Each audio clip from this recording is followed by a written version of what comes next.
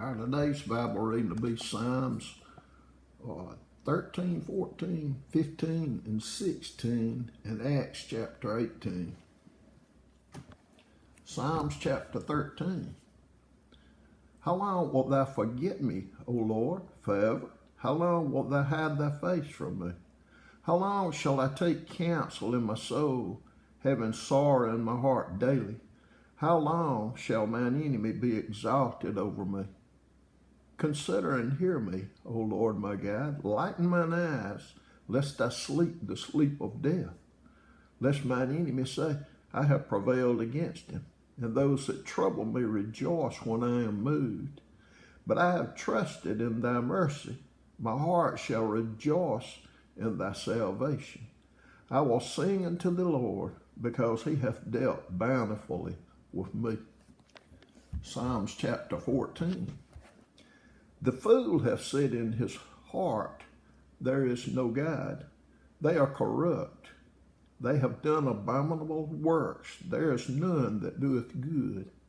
The Lord looked down from heaven upon the children of men to see if there were any that did understand and seek God.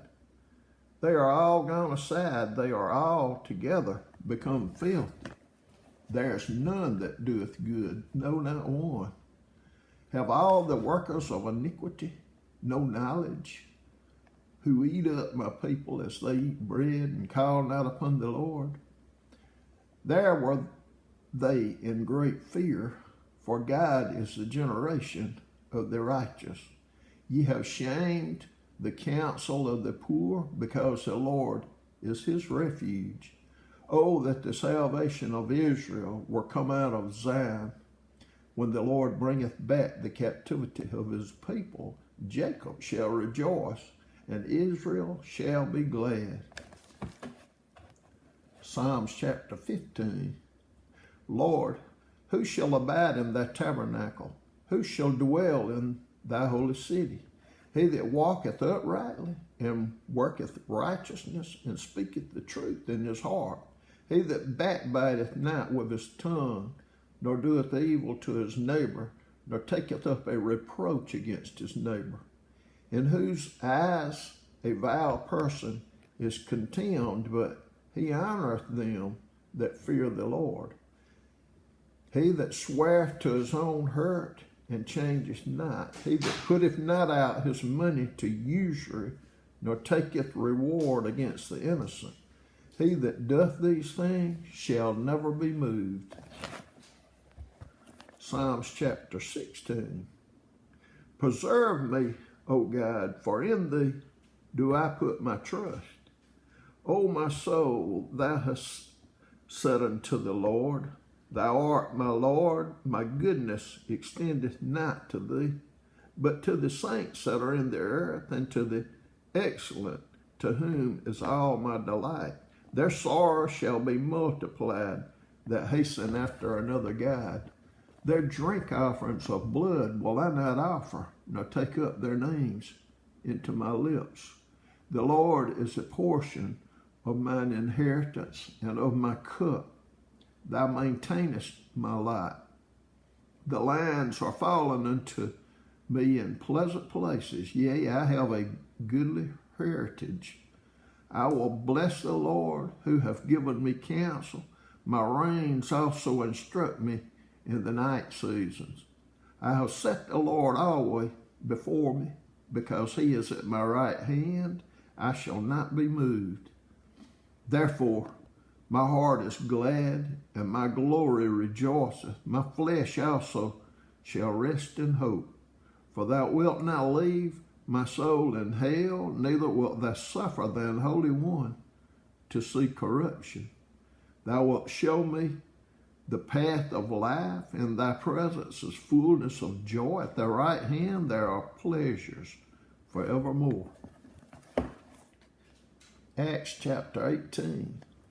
After these things, Paul departed from Athens and came to Corinth, and found a certain Jew named Aquila, born in Pontus, lately come from Italy, with his wife Priscilla, because that Claudius had commanded all Jews to depart from Rome, and came unto them.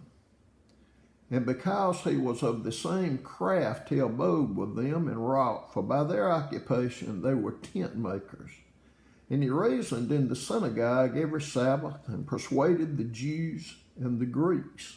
And when Silas and Timotheus were come from Macedonia, Paul was pressed in the Spirit, and testified to the Jews that Jesus was Christ.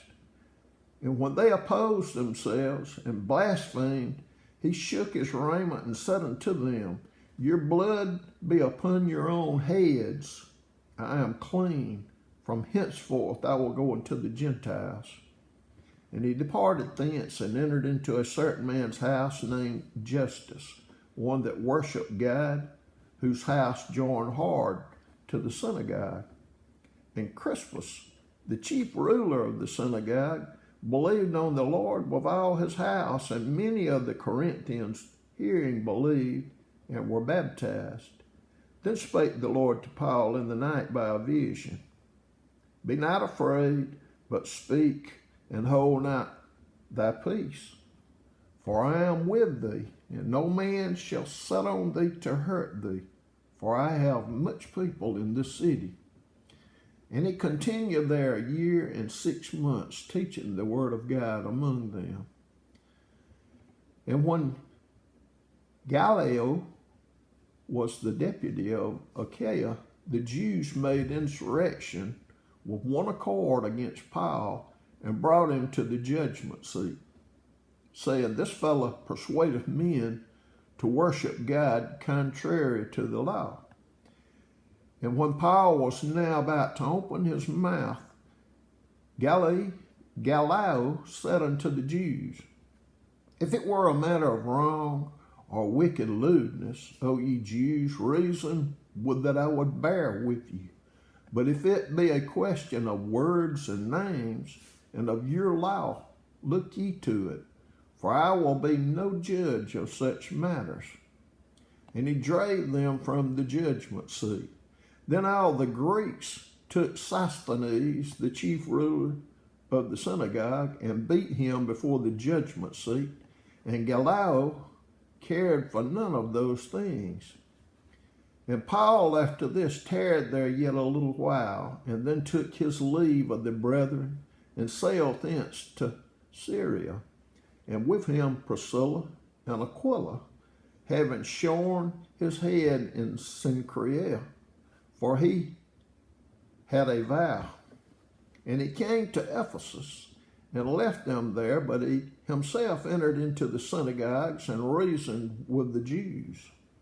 When they desired him to tarry a longer time with them, he consented not, but bade them farewell, saying, I must by all means keep this feast that cometh in Jerusalem, but I will return again unto you, if God will. And he sailed from Ephesus. And when he had landed at Caesarea and gone up and saluted the church, he went down to Antioch. And after he had spent some time there, he departed and went over all the country of Galatia and Phrygia, in order strengthening all the disciples. And a certain Jew named Apollos, born in Alexandria, an eloquent man and mighty in his scriptures, came to Ephesus. This man was instructed in the way of the Lord, and being fervent in the Spirit, he spake and taught diligently the things of the Lord, knowing only the baptism of John. And he began to speak boldly in the synagogue, whom when Aquila and Priscilla had heard, they took him unto them and expounded unto him the way of God more perfectly. And when he was disposed to pass into Achaia, the brethren wrote, exhorting the disciples to receive him, who when he was come helped them much which had believed through grace. For he mightily convinced the Jews, and that publicly, showing by the scriptures that Jesus was Christ.